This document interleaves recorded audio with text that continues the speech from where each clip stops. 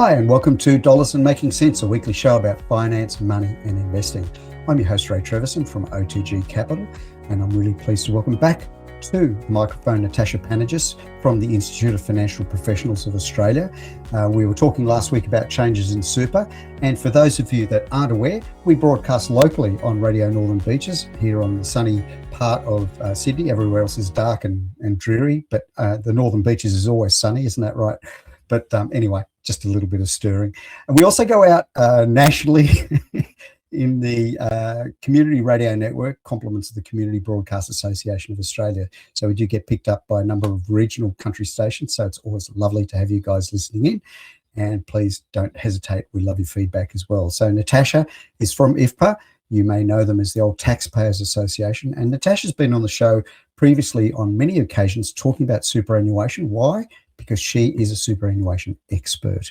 Now, there's a big conference coming up for IFPA, which we are going to be attending. And what we're doing today, last show was about some of the updates in legislation. There's some major legislation that's been just passed and now has royal assent. And we're working through some of those changes. And again, why? Because this stuff is really important, ladies and gentlemen. There's changes happening to the superannuation system, and that's important for the older people, but also for you young people out there. There's something out there being called payday super. So what I wanted to do today, Natasha, we've got a few things to cover off, but let's talk a little bit about payday super and the first year of this actually happening.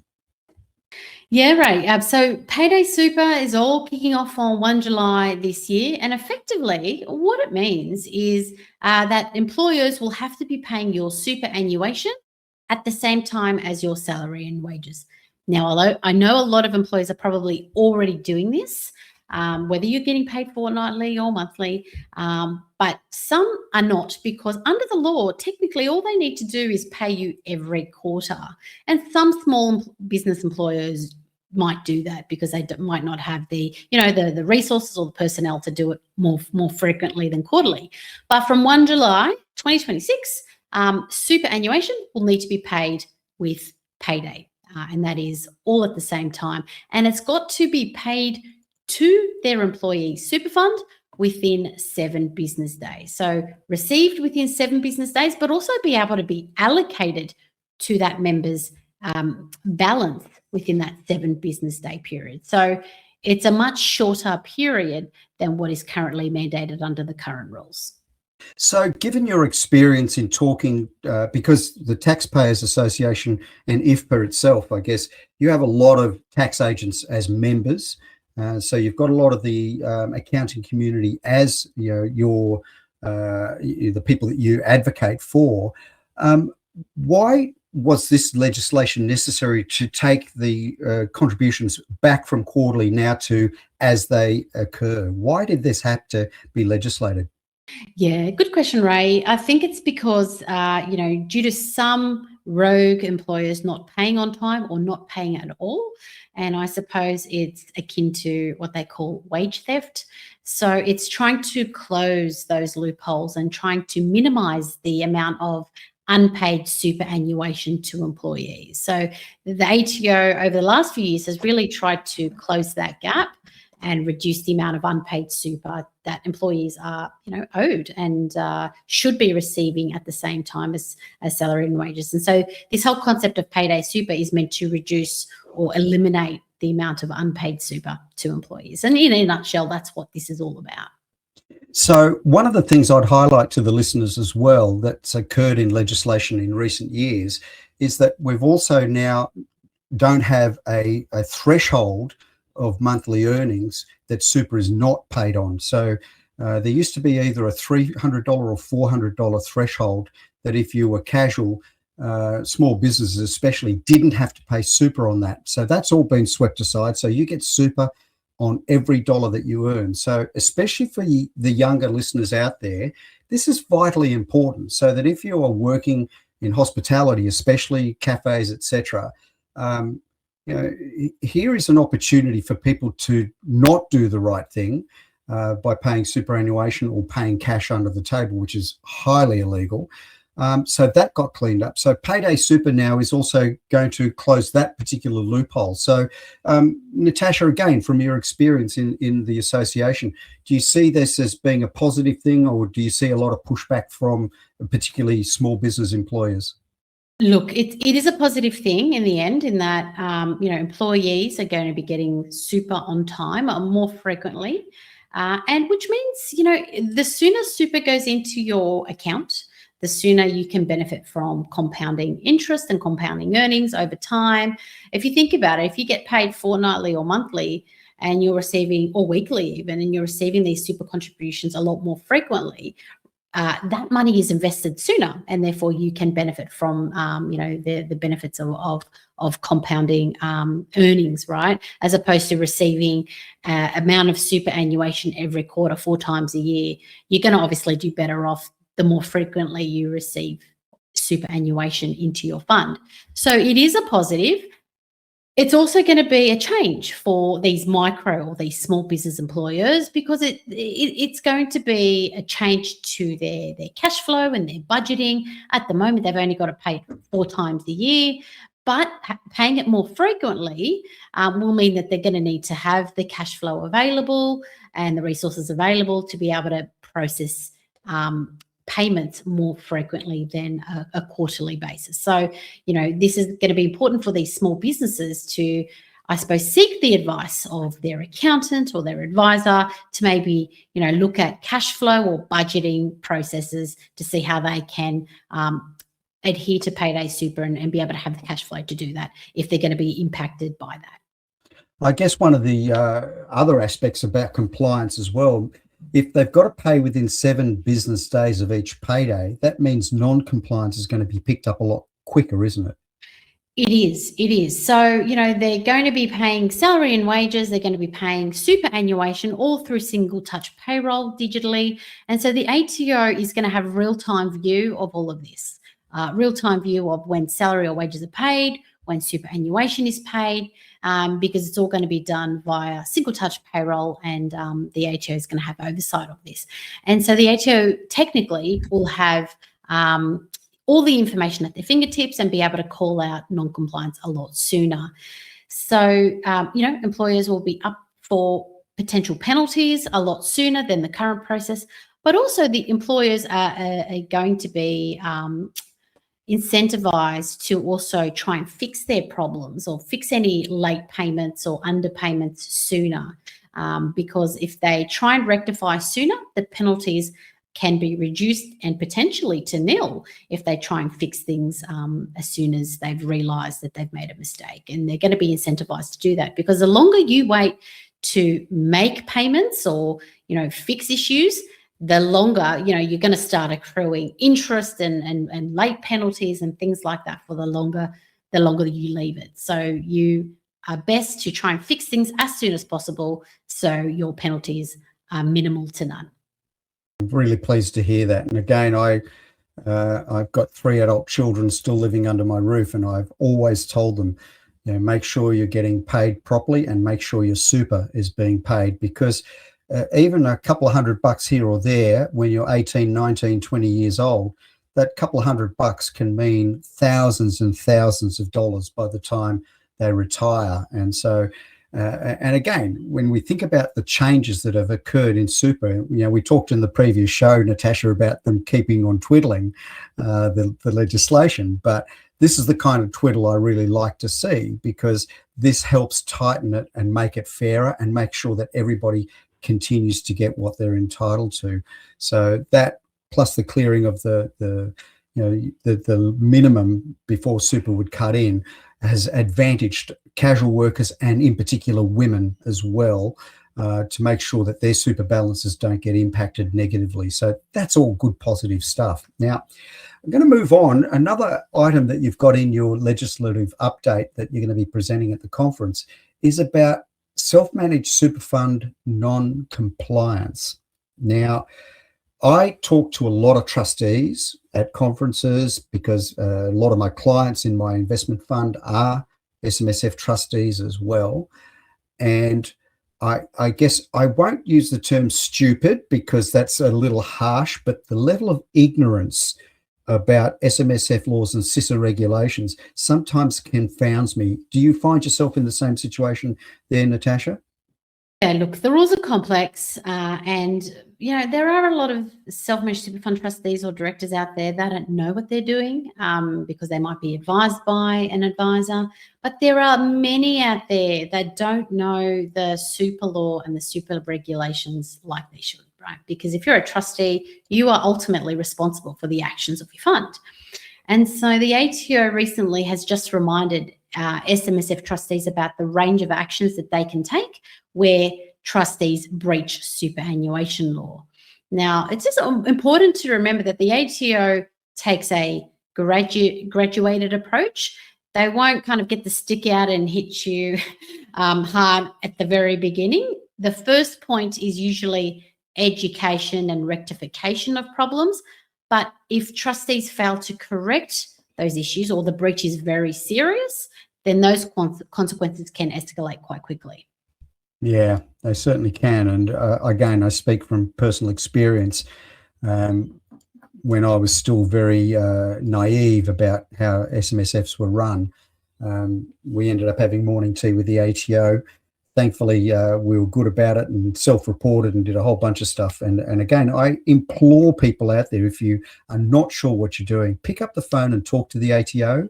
They are human beings at the end of that phone. And if you explain your situation and if it's genuine that you made a mistake, believe me, I have found them to be incredibly compassionate and good at not fining people and doing the right thing. So look, we're just about half time.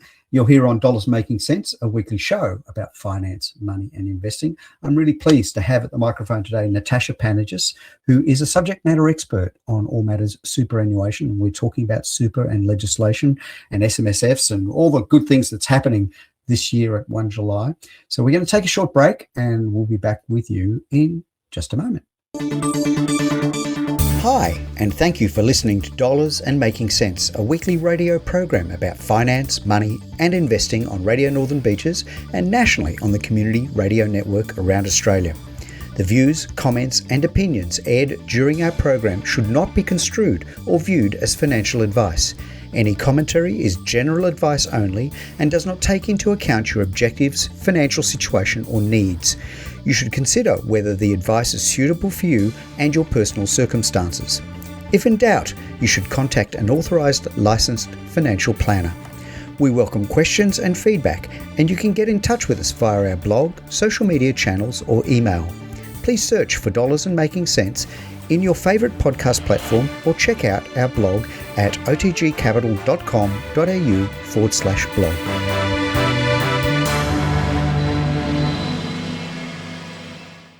Hi, and welcome back to Dollars and Making Sense, a weekly show about finance, money and investing. I'm really pleased to have at the microphone this week Natasha Panagis, a subject matter expert on all matters superannuation, and she is from the Institute of Financial Professionals of Australia. You may know them as the Old Taxpayers Association of Australia, an organisation that has been around for over 100 years. So one hopes they know what they're talking about. Thankfully, we're not 100 years old, Natasha, but I'm on the downhill slide to it. So look, we've been talking about all the different changes that are occurring to the superannuation system, and whilst we get frustrated with all the twiddling and of the knobs and the changing of legislation, there are a lot of positive things that are occurring. And so what I wanted to do now is cover off some of the other nuanced announcements that are occurring from 1 July. So let's talk about, first of all, the TBC increasing to 2.1 million. Tell me all about that. Yeah, so the transfer balance cap is a limit on how much you can start a pension with. Back in the good old days, there never used to be a pension. You could have technically started a pension with $10 million, say. But now, since 1 July 2017, the rules changed, and there's this new concept of transfer balance cap, or TBC. And that is a limit on how much you can start in pension. When it first started off, it was the maximum of $1.6 million that you could use to start a pension. But from 1 July, and it's slowly been increasing over the years due to CPI indexation, and due to the last round of CPI indexation, from 1 July 2026, it is going to go up from currently $2 million to $2.1 million. So from 1 July this year, the most that you can start a pension with is $2.1 million with your superannuation money. But it does get a little bit complex if you've already started a pension prior to 1 July. Let's start off with the easiest scenario. If you haven't started a pension yet and you're thinking about it, if you hold off to 1 July, you can start one with the entire $2.1 million. If you've started a pension from at any point in time from 1 July 2017, when these new rules came into place, right up until, say, 30 June 2026, and you utilised your entire pension cap, your entire TBC, you won't be able to start another pension from 1 July 2026. You won't be able to benefit from any indexation from, say $2 million to 2.1. You won't be able to start a new pension with that $100,000.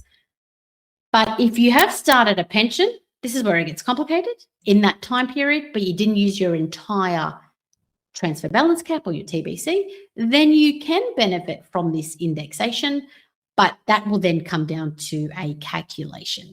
So it really just depends on whether you've started one before, whether you used your entire cap or you didn't, because, as I said, it started off at 1.6 back in 2017. It then went up to 1.7 in 2021. Then it went to 1.9 in 2023. Then it went to $2 million in 2025. Now we're going to 2.1 from 2026.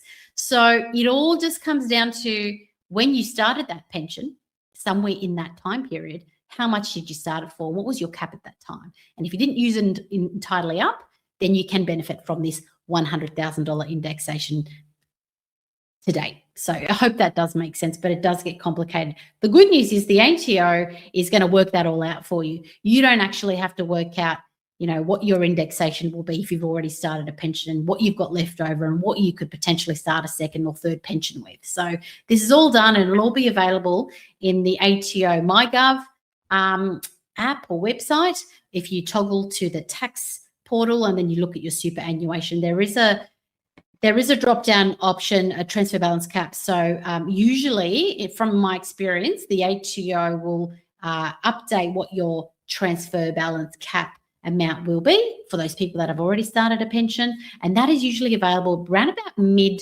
to late July. So if you've already started a pension and you're not sure whether you can benefit from the increased cap, wait till about mid to late July, and then you'll be able to see what your transfer balance cap will be. Okay, so again, MyGov, great place to go. Make sure that all your goodies are in there. So now, another thing that's going to happen on the 1st of July 26, contribution caps are set to rise. So tell me all about that. Yeah, so the contribution caps will be going up, and this is thanks to the latest average wages ordinary times earnings, or AWOTI. So that was determined as of in the December quarter. So because that was high, that has now will increase the concessional contribution cap. At the moment, for this financial year, it's $30,000, but from 1 July 26, it'll go up to $32,500.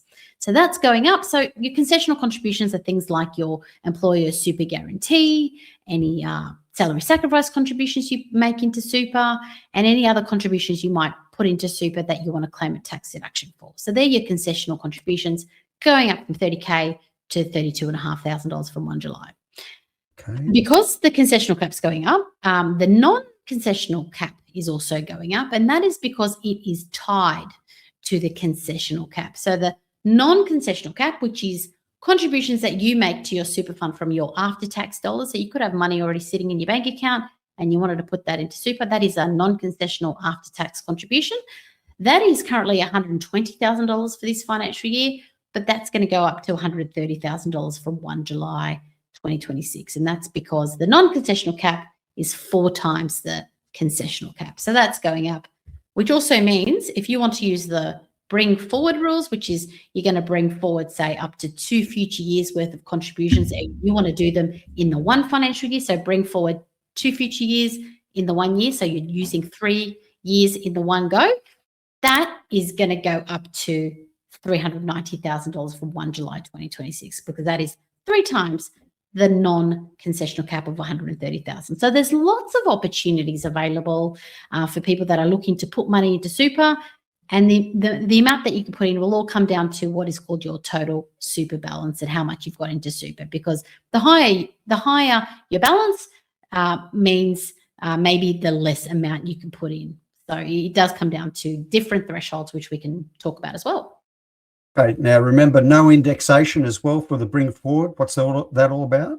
Yeah, so if you've already, say, used this bring forward rule, so you've already used this, you've triggered it and you've made, say, 2 years worth of contributions this financial year, then you're locked in for your non-concessional cap for that time. So you won't benefit from the indexed or the increased non-concessional cap that is happening from 1 July. So at the moment it's 120, it's going up to 130. So that additional $10,000, if you've already used your bring forward or triggered it this financial year or last financial year, you won't be able to benefit from indexation. So it's just a rule that says if you've used your bring forward or some of it or all of it, you can't benefit from indexation.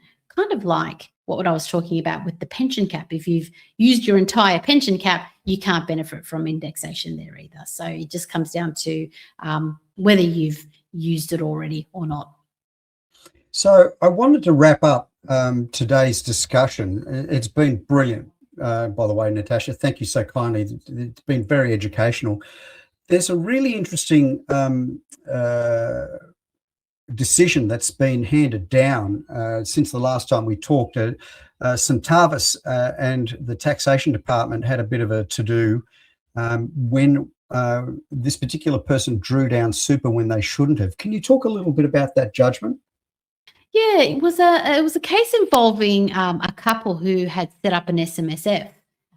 They were facing some financial difficulties, and effectively what they were doing was they were doing a build, and so they couldn't finish the build. They suffered some financial hardship, and they were advised to set up an SMSF to potentially withdraw monies from their fund to cover their personal debts, living costs, and finalise their real estate development. Now, mind you, neither of these members had reached preservation age. In other words, they were not allowed to access their benefits. They were too young.